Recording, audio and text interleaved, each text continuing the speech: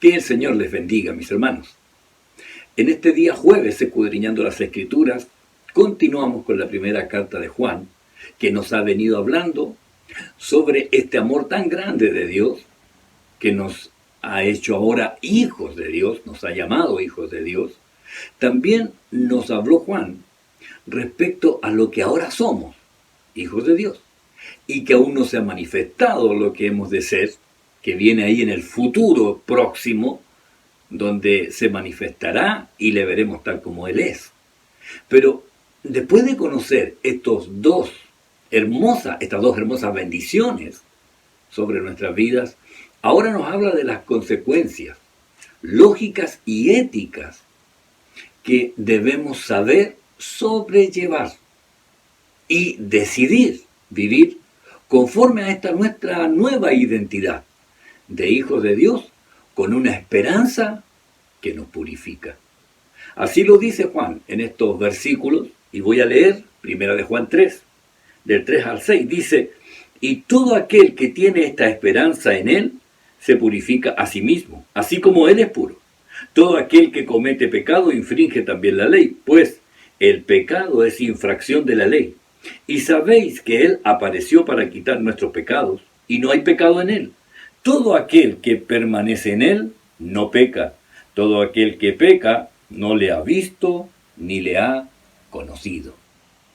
Yo quiero invitarle para que usted continúe escudriñando las Escrituras y que usted también pueda conectarse con el Señor en todo lo que hacemos en este tiempo. Recuerde que desde su hogar usted tiene la libertad de poder estar en comunión con el Señor constantemente y también conectado con lo que hace la iglesia, que el día viernes tenemos la oración en vivo a las 21 horas y el resto del fin de semana tenemos, los jóvenes tienen su reunión y su mensaje, la escuela dominical, también está el día domingo a las 11 de la mañana, a las 18:15 está el mensaje de la reunión de día domingo y a las 19 horas tenemos la adoración en vivo.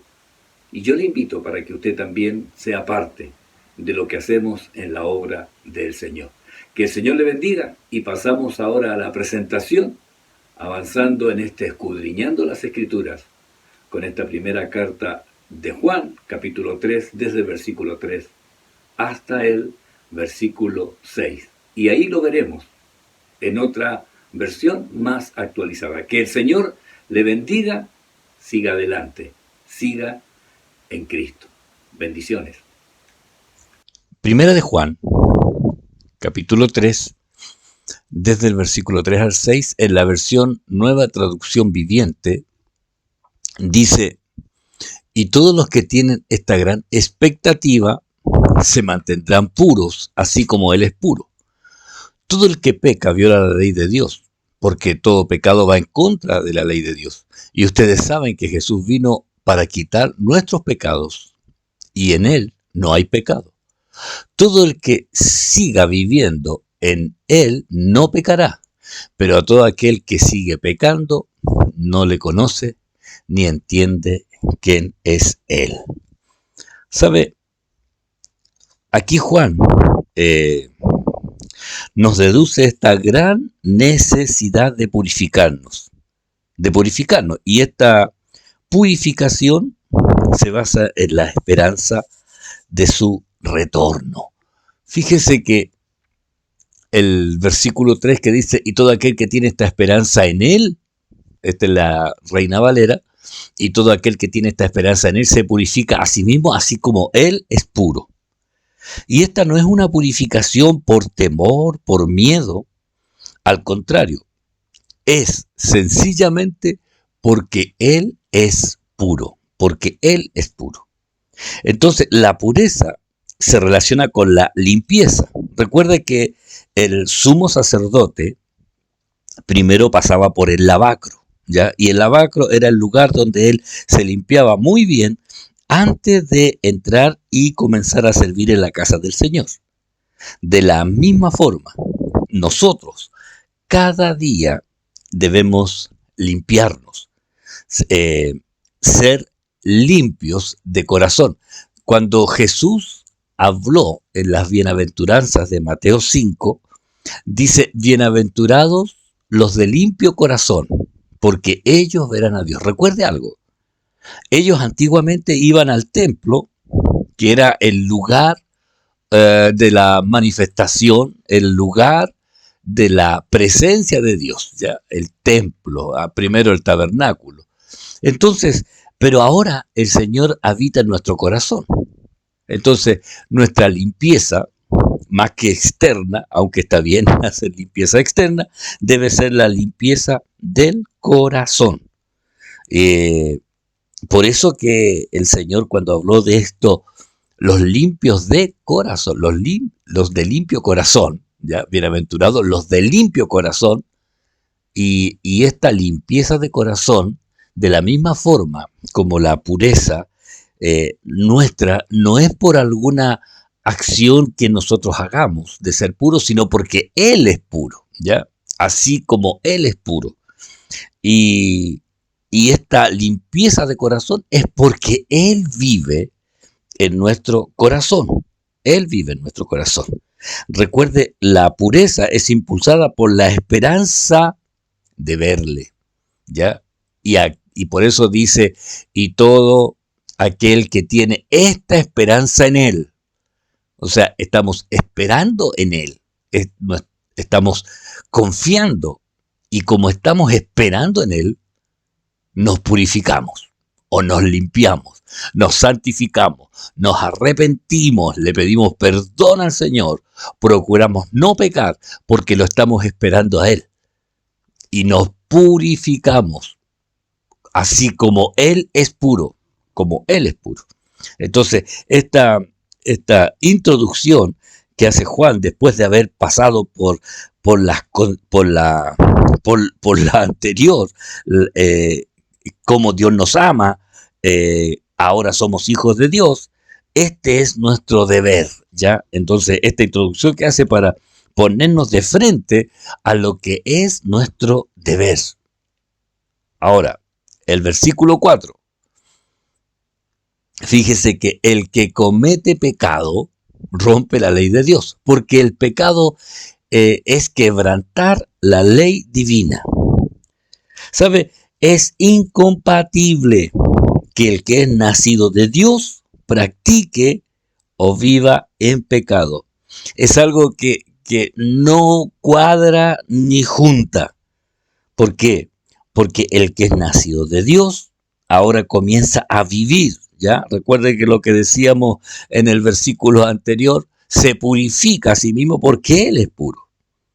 Recuerde algo, la ley, perdón, antes de pasar a decir esto, ¿ya? La ley, todo aquel que comete pecado infringe también la ley, pues el pecado es infracción de la ley. Le iba a leer primero la traducción que todos tenemos, todo aquel que comete pecado infringe también la ley. Lo que le iba a decir yo respecto a la ley nos dio a conocer nuestra condición de pecado. Recuerde siempre esto, la ley nos salva. Es Cristo el cumplimiento de la ley, el que cumplió la ley es el que salva. Porque la ley lo que vino a hacer, vino a resaltar nuestra condición transgresora. Esta es la verdad. Vino a hacernos notar que nosotros transgredimos o pecamos. Porque Pablo lo dice ahí en Romanos 3:20, ya que por las obras de la ley ningún ser humano será justificado delante de él. Porque por medio de la ley es el conocimiento del pecado. Entonces, ¿qué hizo la ley? La ley nos mostró cuán pecadores éramos nosotros. Eso es lo que la ley mostró, cuán pecadores. Entonces, cada vez que la ley dice, no harás esto, no harás esto otro, nos hace ver cuán difícil es para nosotros aceptar y cumplir la ley.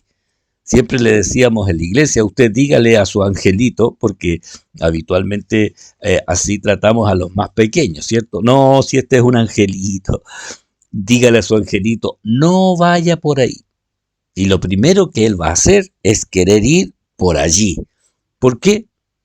porque en nosotros está esa semilla de transgresión desde Adán y Eva. Ellos que transgredieron, que desobedecieron la instrucción de Dios, el pecado se ha transmitido consecutivamente, generación tras generación, hasta hoy día. Hasta hoy día. El bebé ahí que haya nacido hoy, mi nieta menor está de cumplemes hoy. Entonces, ella cumple un mes. Pero ella también, en algún momento, va a tener que reconocer que Jesucristo es el único que puede cambiar su corazón. Y ahí cambiar esa inclinación a transgredir que está inmersa en nosotros, y allí el Señor cambia la vida. Mientras ella no tenga este conocimiento, hasta que llegará el día en que ella entenderá que necesita a Jesucristo. Ahora está en el proceso porque todavía ella no tiene este concepto del bien y del mal. Pero cuando lo tenga, ella tendrá que reconocer a Jesucristo. A lo mejor va a ser a los 4, a los 5 años, a los 6 años, a los 8, a los 10 años. Pero lo que hace la ley nos muestra cuán pecadores somos.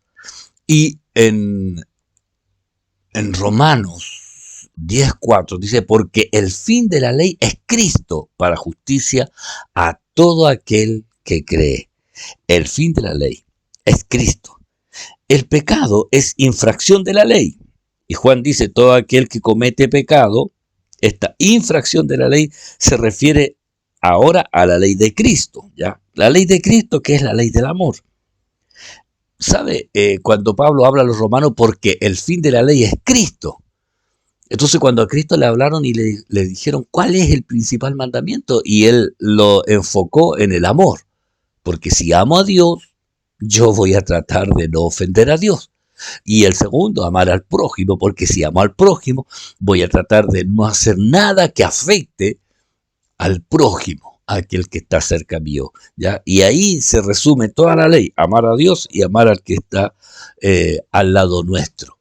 ¿Sabe? Cuando le digo que la ley de Cristo es el amor, es porque Él mismo lo resaltó y aparece ahí en Juan 13:34. Un mandamiento nuevo os doy, que os améis unos a otros como yo os he amado, que también os améis unos a otros. Y fíjese, un mandamiento nuevo. Esto es algo que ellos necesitaban saber. El amor es esencial en el cumplimiento de lo que Dios espera que nosotros hagamos. En Juan 15:12, este es mi mandamiento, dijo Jesús, que os améis unos a otros como yo os he amado. Fíjese que el Señor pone la medida del amor, el amor que Él mostró por nosotros, como yo os he amado, como yo os he amado. Entonces el amor que Jesucristo mostró por nosotros es el amor sacrificial, el amor que no solamente busca agradarse a sí mismo, sino que el amor que busca agradar al otro, el amor sacrificial, porque Él vino para mostrar el amor de Dios, que Juan 3:16 dice, porque de tal manera amó Dios, de tal manera que dio a su Hijo. Entonces renunció a lo que tenía, a lo mejor que tenía en el cielo, para mostrar su amor. Entonces el que ama es capaz de renunciar, de dejar lo que más ama por amor a aquel que quiere expresarle su amor. Entonces la ley, el cumplimiento de la ley es el amor. Y esto es lo que nosotros debemos entender. En 1 de Juan 3:23 dice, y este es su mandamiento. Aquí Juan está hablando del mandamiento de Cristo. Y este es su mandamiento, que creamos en el nombre de su Hijo Jesucristo y nos amemos unos a otros como nos lo ha mandado. ¿Se fija? Y este es el mandamiento, es el amor. Entonces, cuando usted ama, usted perdona. Cuando usted ama, no guarda rencor. Cuando usted ama, todo lo sufre. Cuando usted ama, entonces el amor no es querer. Amar es cuando el Señor habla de este amor sacrificial. Amén. Continuamos. El verso 5. En la Dios habla hoy. Dice, y sabéis que Él apareció para quitar nuestros pecados, y no hay pecado en Él. Y sabéis que Él apareció. Entonces, ahora Juan nos habla de lo que nosotros sabemos. Y esta es una clara confrontación al conocimiento y a la claridad del mensaje de lo que realmente Cristo vino a realizar cuando vino y cuando tomó esta forma nuestra para vivir como nosotros, pero también para quitar nuestro pecado. Sí, este quitar se relaciona con sacar, levantar, llevarse. Entonces, Él cuando quitó el obstáculo que había en nuestra relación con Dios, Él lo hizo absolutamente y totalmente. Él lo hizo de una manera perfecta. Entonces, Juan dice, ustedes ya saben que Jesucristo vino al mundo para quitar los pecados y que Él no tiene pecado alguno. Ya la Dios habla hoy. Y sabéis que Él apareció para quitar nuestros pecados y no hay pecado en Él. Oiga, desde el Antiguo Testamento ya lo venía diciendo. Fíjese, yo voy a leerle algunos versículos de Isaías 53. El versículo 6 dice, todos nosotros nos descarriamos como ovejas, cada cual se apartó por su camino, mas Jehová, dice, fíjese, cargó en Él el pecado de todos nosotros. Cargó en Él el pecado de todos nosotros. Entonces, este quitar está relacionado con cargar el pecado. O sea, otro toma el peso mío y Él lo lleva. En Isaías 53:11 dice, verá el fruto de la aflicción de su alma y quedará satisfecho. Por su conocimiento justificará mi siervo justo a muchos. Fíjese, y dice, y llevará las iniquidades de ellos, llevarse. Entonces, este quitar el pecado es cargar, llevar. Dice el verso 12, por tanto yo le daré parte con los grandes. Recuerde que este capítulo 53 está hablando de los sufrimientos del enviado de Dios. Y con los fuertes repartirá despojos, por cuanto derramó su vida hasta la muerte y fue contado con los pecadores, habiendo él llevado el pecado de muchos y orado por los transgresores. Qué interesante es saber que Él cargó, llevó, sacó, quitó nuestro pecado. Entonces, mi hermano, lo que yo debo decirle ahora, el Señor quitó el obstáculo que nos impedía estar en comunión con Dios. Entonces ya no está ese obstáculo, ya no está ese impedimento. Ahora tenemos el acceso libre. ¿Y el enemigo qué hace? Le acusa de pecados del pasado. Eso hace. Él trae pensamientos que le traen cosas de atrás, que Jesucristo ya lo quitó. Jesucristo ya lo perdonó, lo cargó, se lo llevó. Pero ¿qué hace el enemigo? Tira esta caña de pescar hacia atrás y agarra algo ahí atrás que usted haya hecho y se lo trae al presente y le dice, mira lo que tú hiciste. Pero ¿qué tiene que decirle usted? Lo que Juan nos está diciendo. Y sabéis que Él apareció para quitar nuestro pecado. Entonces, cuando el enemigo lo viene a acusar de pecados que el Señor ya le perdonó, usted tiene que decirle, el Señor ya quitó ese pecado.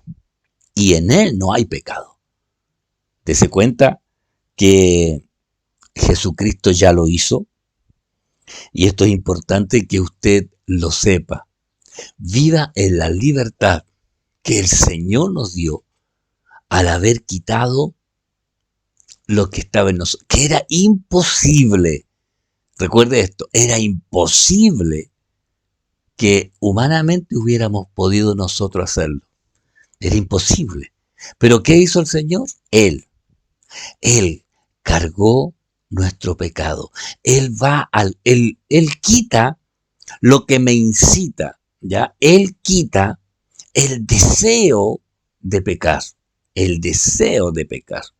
Ahora usted dirá, pucha, yo igual de repente cometo pecados. Sí, a lo mejor usted, porque estamos en la carne aún, viviendo en esta carne, no es que seamos carnales, pero estamos viviendo en esta carne.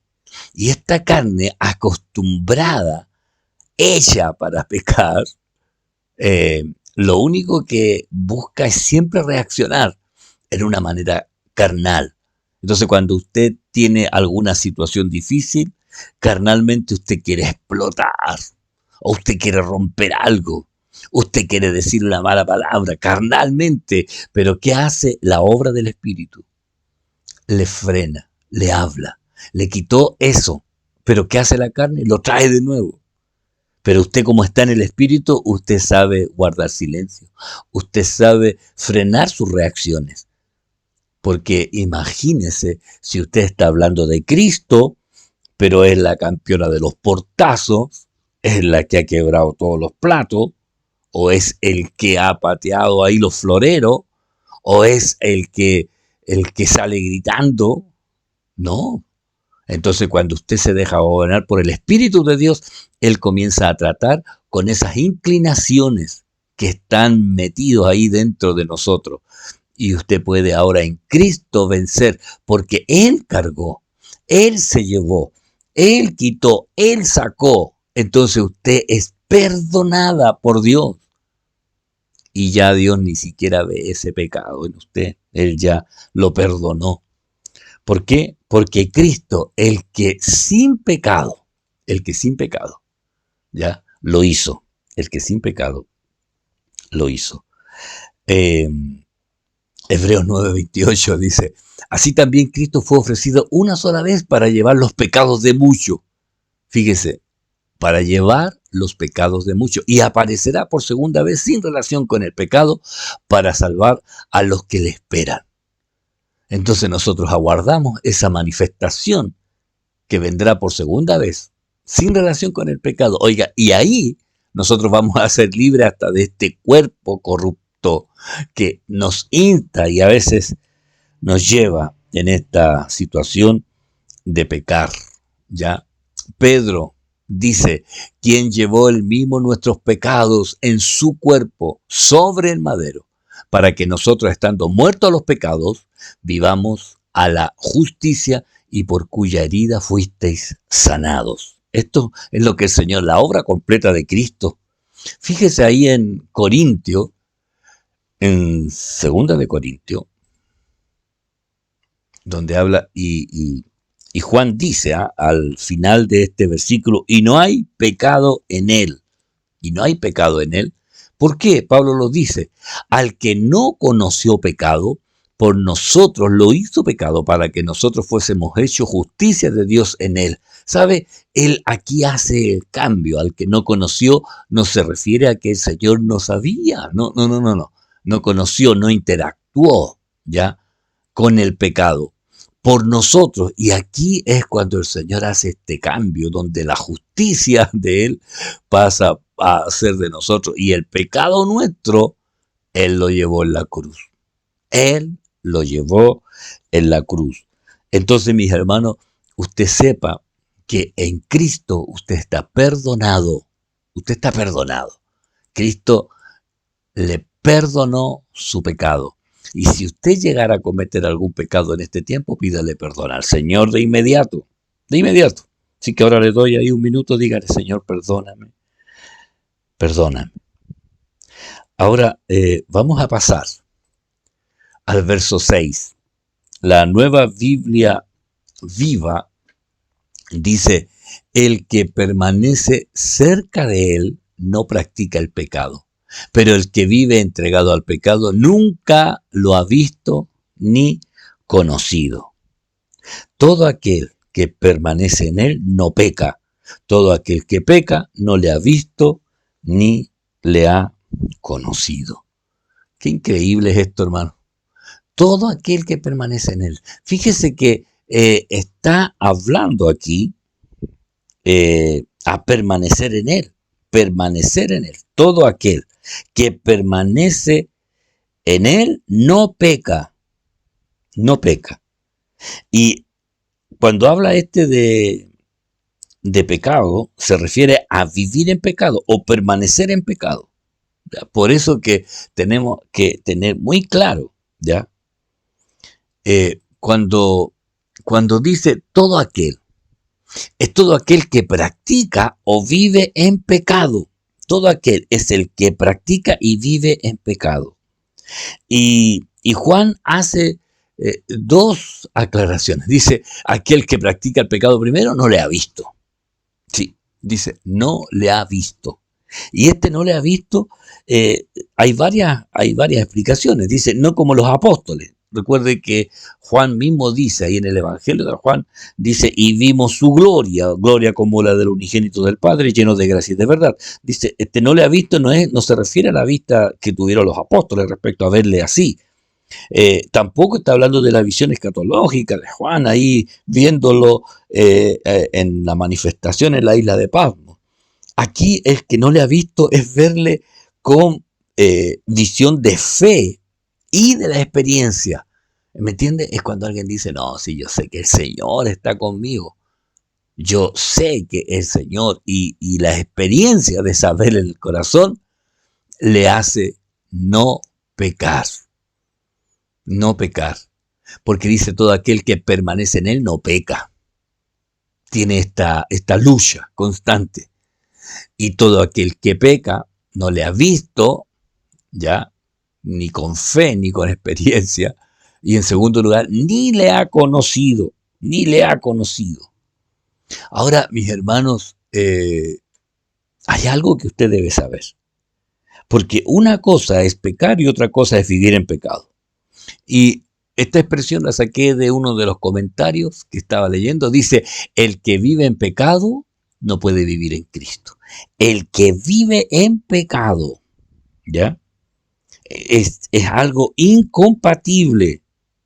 Es incompatible. El que vive en pecado no puede vivir en Cristo. ¿Por qué? Porque el pecado constante le hará llegar a la insensibilidad. Insensibilidad. De después no saber discernir entre lo bueno y lo malo. Será insensible. Entonces, y lo peor de todo es que no conocen a Cristo, ¿ya? Y algunos creen que le conocen. Oiga, hay gente que miente descaradamente como si fuera verdad la mentira que dicen. Y a mí me da temor esto porque llegará el día en que el Señor mismo les declarará, nunca os conocí, apartaos de mí, hacedores de maldad. ¿Por qué? Porque el conocer es tener comunión, es comunión con el Señor. Entonces hay personas que aunque son evangélicos, que aunque se puedan hacer llamar cristianos, no son hijos de Dios. Por esto es importante este verso 2 cuando dice, amado, ahora somos hijos de Dios. Entonces debo decirle que aún hay algunos que no son hijos de Dios. Solamente son evangélicos. Algunos son cristianos porque se hacen llamar. Pero recuerde que hay hasta partidos políticos que se hacen llamar cristianos y no tienen nada de cristiano. Entonces, lo más importante es que hay que permanecer en Él. Porque si usted permanece en Él, el resultado de esta permanencia le hará a usted no pecar. Amén. Oramos al Señor. El próximo jueves continuamos escudriñando las Escrituras. Padre, gracias le doy por la bendición de su palabra. Y en esta hora le ruego, Señor, por cada uno de mis hermanos que están escuchando este mensaje, esta palabra. Y le pido, Señor, que tengamos esta convicción y esta seguridad, certeza de saber lo que usted ha hecho en este tiempo en nuestras vidas. Perdone nuestras fallas y nuestro pecado, pero ayúdenos a vivir para usted. En el nombre de Jesucristo. Amén y amén. Mi hermano, que el Señor le bendiga.